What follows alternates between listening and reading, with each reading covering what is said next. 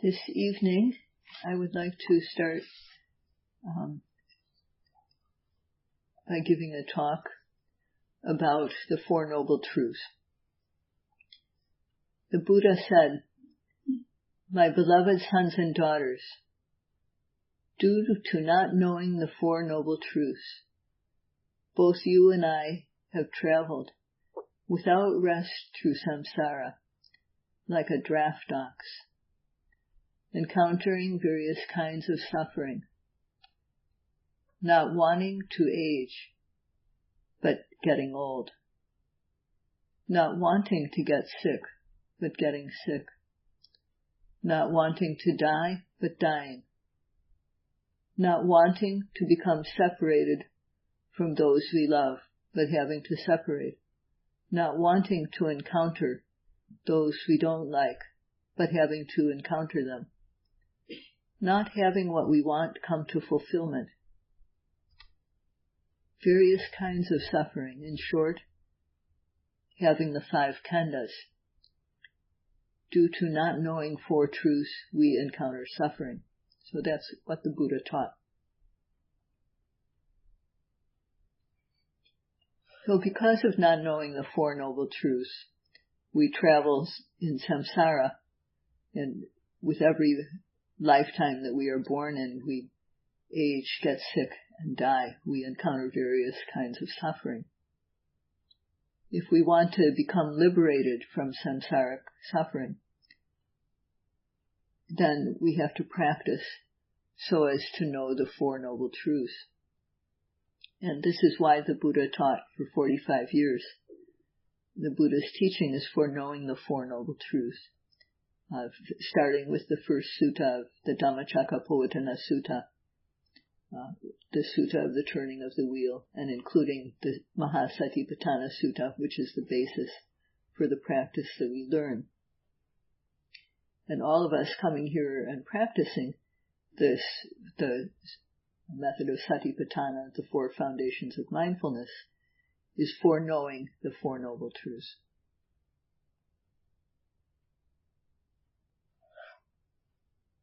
So in speaking about the Four Noble Truths, we should first discuss what is truth. And there are four kinds of truth. Conventional truth, or samuti satcha, verbal truth, or vasi satcha, the truth of ultimate reality, paramatta satcha, and the noble truths, arya satcha.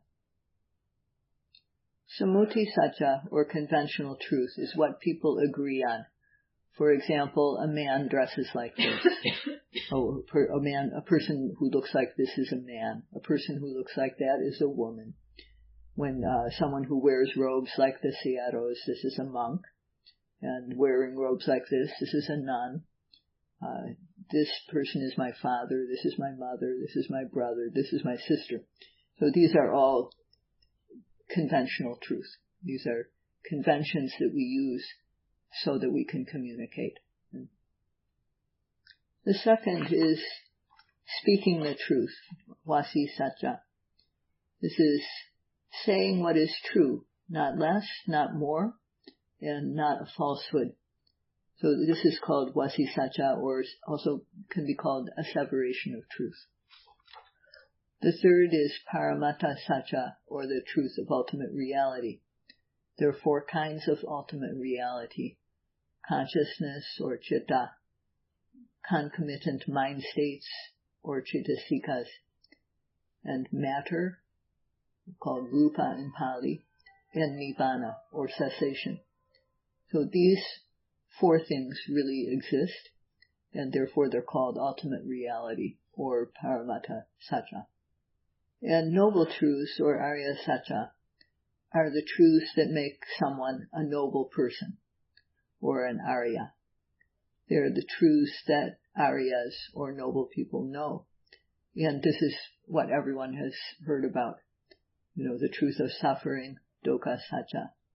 The truth of its cause, samudaya satcha. The truth of the cessation of suffering, or nirodha satcha. And the truth of the path leading to cessation, or magga satcha. And these are the four noble truths that we are practicing to understand and to know. So first of all, we'll start with the second, which is Vasi Satya, or speaking the truth, not falsehood. This is something that in its own place and in its own way can bring benefit to the world, to individuals and groups, and to the world. And when we speak the truth, we can get the appropriate result. So I will give a few examples of this. So here is one example of when the Buddha to be was born as an animal. He was born as a quail. And when he was still very small, there was a forest fire. The fire burned both with the wind and against the wind. So the fire was very severe, and the quail's parents could not carry him. They were forced to run away without him. So, as a quail, as this baby quail, he had no refuge at all.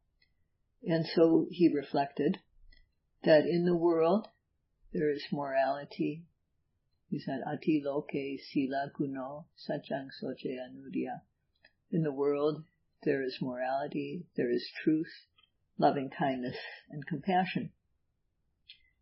So the first thing that one needs to do in order to swear an oath of truth is take the precepts. And this can be a minimum of 5 precepts. We look at this phrase that the quail uttered, Ati loke sila guno satyang soche anudia, to see what people need to do in order to swear an oath of truth. So first of all, take the precepts. Minimum of 5 precepts or 8 precepts, or of course the monks have to have their sila, or the 9 precepts, the 10 precepts of a novice, and so on. And then that's the first step. And then after taking the precepts, one should reflect on the virtues of the Buddha. After reflecting on the virtues of the Buddha, one has to develop loving kindness, simply by saying, may all the beings in the world be free of sorrow and danger, be happy and peaceful. After developing metta, one speaks the words of truth. So, as for the young quail, the bodhisattva, his oath of truth was Santipeka apatana, Santipada avanjana, Mata pita cha nekanta, jata veda patekama. So he said, O great forest fire, I have feathers, but I cannot fly. I have feet, but I cannot yet walk. And my parents have left me. These words are true. By the virtue of this truth, O fire, don't burn me, but go around me. So this is what the Bodhisattva said as his oath of truth. He's just a little baby, so his wings are not useful yet, and his feet are also not useful. His body is big. Quails have a big body, by the way. And instantly the fire made a great sound. It stopped advancing, and it stayed at a distance, just as though it had reached the waters of the ocean. So even to this day, fire does not burn at that place. It is known as the place which fire can't burn. So this is the result of the Bodhisattva's asseveration of truth. And this sutta is the Vata Sutta, the Sutta of the Quail. And monks and nuns, people with faith, recite this as a protection against fire. And there are many people who have been protected by this declaration of truth. And another example of the power of telling the truth takes place in the time of the great Emperor Asoka, who spread the Buddhist teachings. And I'm sure everybody has heard his name, the Emperor Ashoka, I think is how it's pronounced. So his capital city was Bandumati. And at one time there was a flood. And the waters of the flood were rising and rising. So he had proclaimed throughout the land, who can help to stop the floodwaters? And no one was able to help. No one came forward. But finally, a woman came forward to speak, and she was a prostitute. So she said, I can help. So you may wonder, how can she help? So they asked her, well, how can you help? And so what she did was to take the precepts, reflected on the Buddha's virtues, sent loving kindness, and then she spoke the truth. And what she said was, due to bad karma performed in a past life, I am a prostitute. But although I am a prostitute, I do not discriminate between rich and poor. I simply do my work fairly. I don't distinguish between the famous and the unknown. These words are true. By the power of this truth, may the rising floodwaters immediately go down, and the entire country be free of danger. So with that, the floodwaters immediately receded, making a great sound. So as the king had promised, he promised that whoever could save the country from the flood, if it were a man, he would make him crown prince, and if it were a woman, he would make her the chief queen. So he did according to his word. When he heard that the flood had been stopped, due to the oath of truth sworn by the prostitute, he called her to the palace, he thanked her, and as he had said, he made her the chief queen. So because of the truth of her words, she was able to go from a very low status to a high status, the highest status for a woman in the country, and also the country was saved. So this shows the benefits also of telling the truth, swearing the oath of truth, or Vasi Satcha.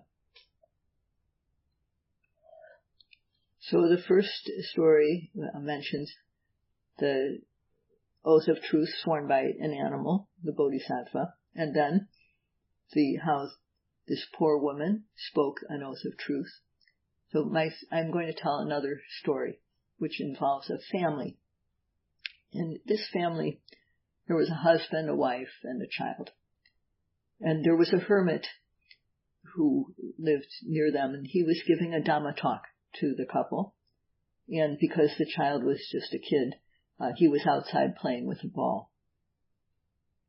So he was playing with the ball, and the ball went into a hole where a snake lived.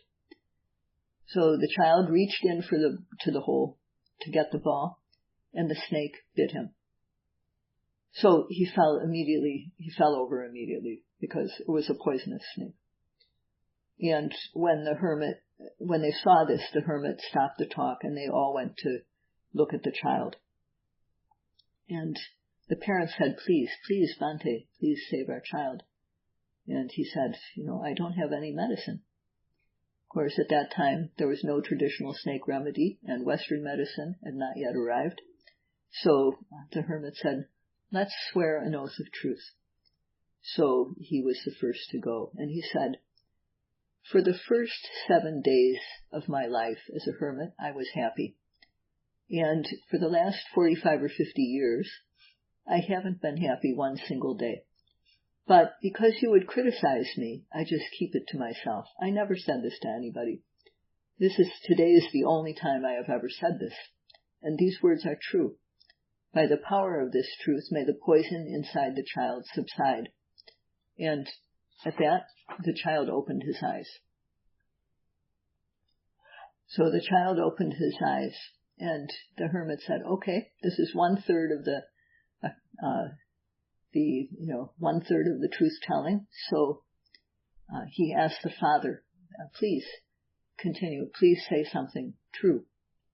And the child's father said, I donate to good people, including you. I make donations to you. But even so, I don't mean it. There's no good intention behind my donation. I just donate because otherwise you would criticize me. You would think, he's rich, but he doesn't give anything. This is the truth. I never said this before. And if these words are true, may the poison in the child subside. So when the father spoke like that, the child was able to sit up. But he was still unable to move from the waist down. So the hermit asked the mother to swear an oath of truth, but she didn't want to talk. However, the hermit kept on telling her, the job isn't done yet. And the father of the boy also said, that she should tell the truth. They said it will make the boy completely well, and the father said, I won't hold anything against you. So just speak freely. And she agreed. And what she said was, I hate the snake that bit my child very much. And I hate the child's father just as much. He had no metta for me. He only married me to get the dowry from my parents. I have never said this before today. This is the truth. If these words be true, may the poison in my child be relieved. And with that, the child was able to get up and run around again. So this is how the poison was completely remedied by telling the truth. And these people, so this is what happened in this case. So these three people, then they reflected on what had happened. And they said, because we said what was true, the child lived. It was good to say the truth. It wasn't bad. So now what we should do is correct ourselves. And the hermit became immersed in the Dhamma. He became a good monk and happy with his life. He told the father, layman, you should donate with good intention. Only then will it benefit you throughout lifetimes, all the way to Nibbana. Laywoman, you have your child. Therefore, all of you live together with loving kindness. So this is a story from the Jataka tales, and it shows how telling the truth gave support to a family. And we should understand that truth-telling is something that can also help us to accomplish what we want to do. We may not have the means to do something, but we may want to. So if we keep good sila, for example, if we keep 5 precepts unbroken for a year or for 2 years or 3 years, after keeping our precepts very well for a certain period of time, we can swear the oath of truth, made by the virtue of my keeping the precepts purely, without desire for fame or gain. May I be able to accomplish what I want to accomplish, or may I be relieved of the situation that is difficult at the moment. So swearing an oath of truth is something that in Burma people use it as a way to help them accomplish things that they can't necessarily accomplish right away. And there's instances of this that have actually happened. So next I would like to talk about conventional truth, Samruti Satya. And these are, as I said, the words that we use to describe things. That is mother, this is father, this is my brother, this is my older sister. So these are names that we use, or conventional reality. We all agree on these conventional truths. Someone who looks like that is a Sayadaw, that is the Sangha, this is a nun, that is a man, this is a woman. And also conventional truths that we use, for example, in our body. This is an eye, this is an ear, this is a nose. Those are examples of conventional truths. So these are conventional truths, and we cannot ignore them or discard them, but we also cannot hold on to them. If we have a lot of attachment to our parents or family, we won't meditate. We won't take the time to go on retreat. So we have to put aside our attachments to things like that. There's mind, there's matter. These are examples of ultimate reality. We meditate so that we can see these. But if we discard conventional reality, or conventional truths. And for example, we commit a murder, and then we go to trial and we say, but there's no such thing as a person, so I didn't kill anyone. You're going to go to jail just the same.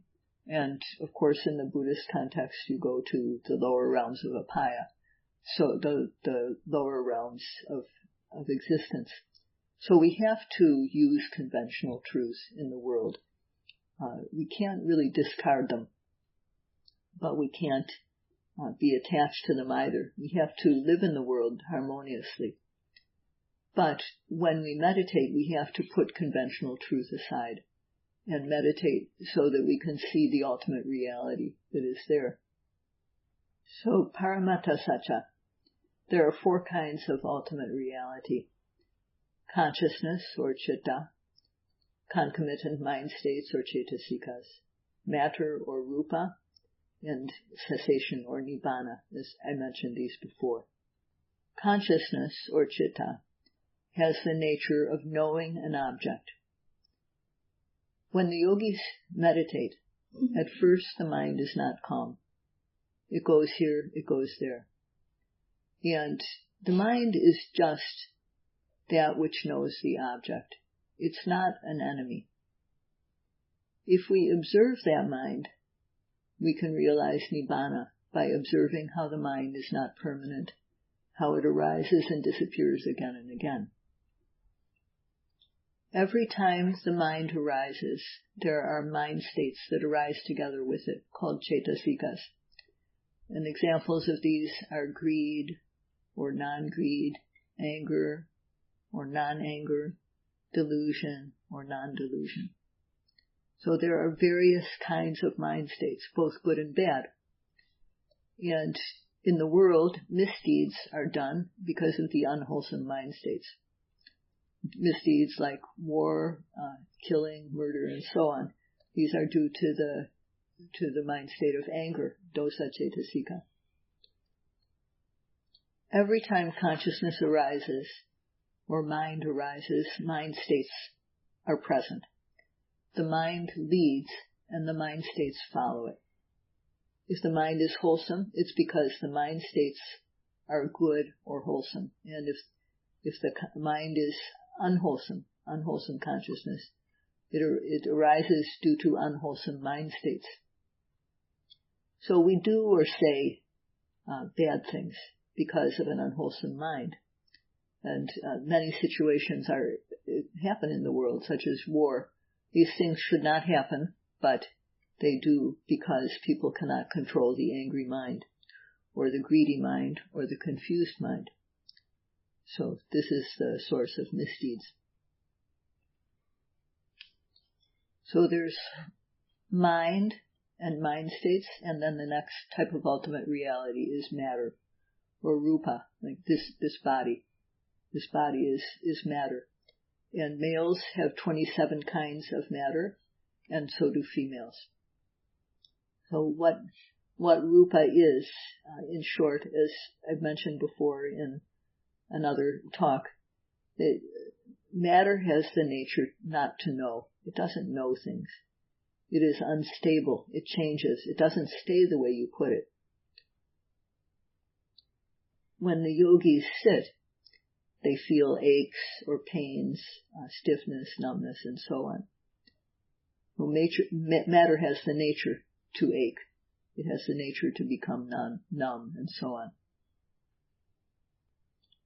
The mind state of Vedana Cetasika, has the nature to experience the aches and pains that are physical. And the mind has the nature to know these. So observation of the mind is Chittanupassana Satipatthana.